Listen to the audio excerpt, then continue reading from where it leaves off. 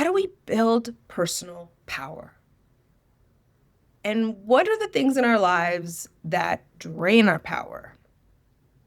Going back to my previous video in the personal power series, I talked about thinking of our personal power as a battery. And very importantly, as I described in that video one, go back to watch it if you haven't yet, is decoupling the idea of our financial well-being, how much money we have in the bank account, from our personal power. Because the reality is that it's not a one-to-one comparison at all.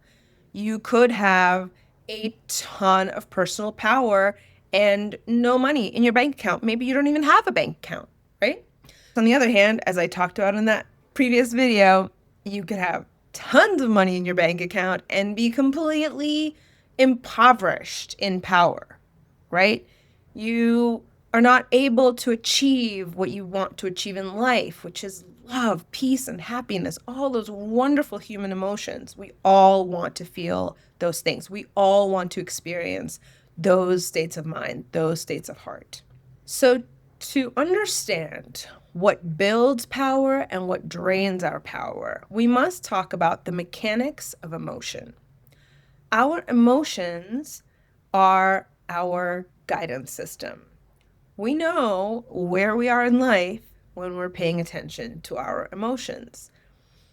If overall we are feeling pretty chill, good vibes, we're feeling like we're able to get what we want from life, and the people in our life are really wonderful, and we're having juicy relationships and juicy conversations and just fun times.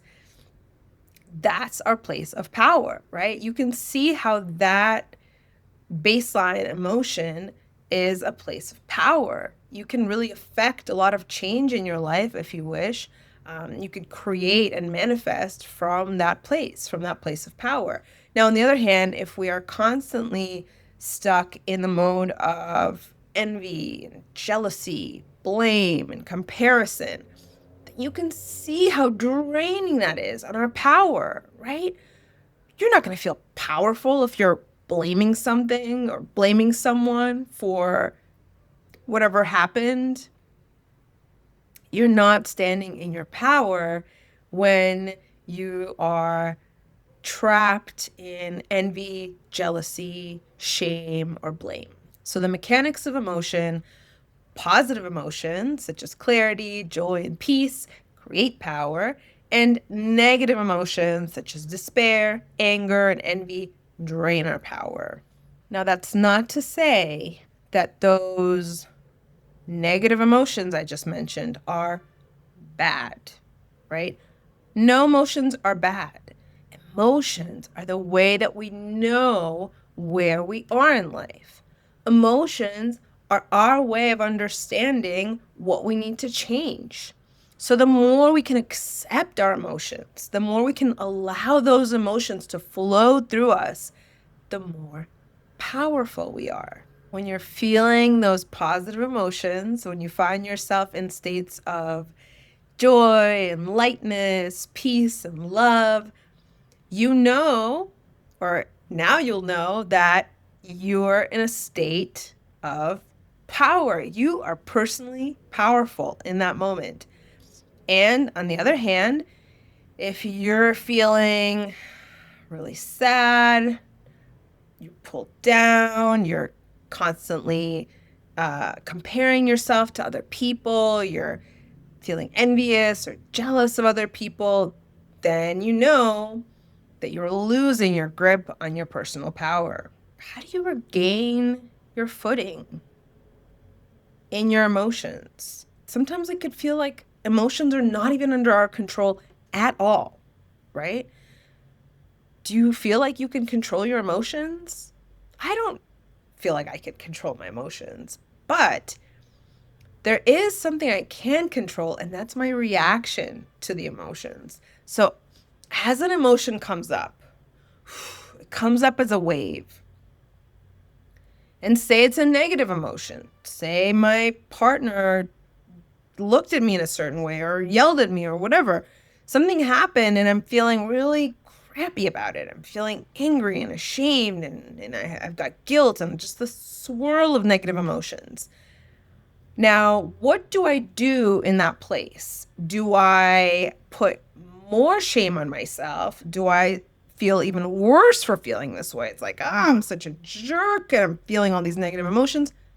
No, that is the wrong move. That is even more drain on your personal power. Instead, what you can do is breathe, connect back with your body, allow those difficult emotions to pass through you because we know nothing is constant in life. So even these difficult emotions, as they're coming up, we know they're also going to pass, right?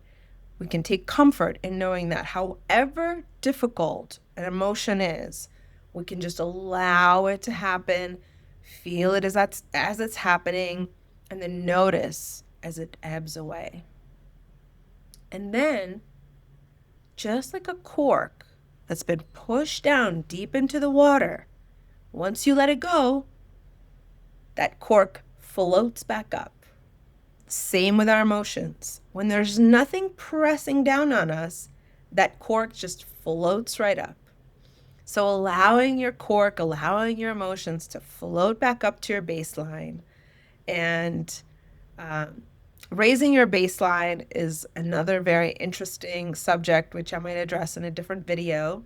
Let me know in the comments below if you'd like me to talk about it. But for now, we're just going to imagine our baseline is neutral. It's a positive neutral. We're not super happy, we're not super sad, but we're feeling pretty good, right? It's a positive neutral state. So we're working to allow our cork to float back up to that positive neutral state. And in my next video, I am going to talk about the real nitty-gritty of what to do, how to reclaim that personal power when everything in your life seems to be going to shit. What happens when life feels particularly tough? We've all been there. In my third and final video in this series on personal power, I will share with you a secret to tapping into your power source, even in the most difficult of circumstances. Make sure you subscribe and click on that bell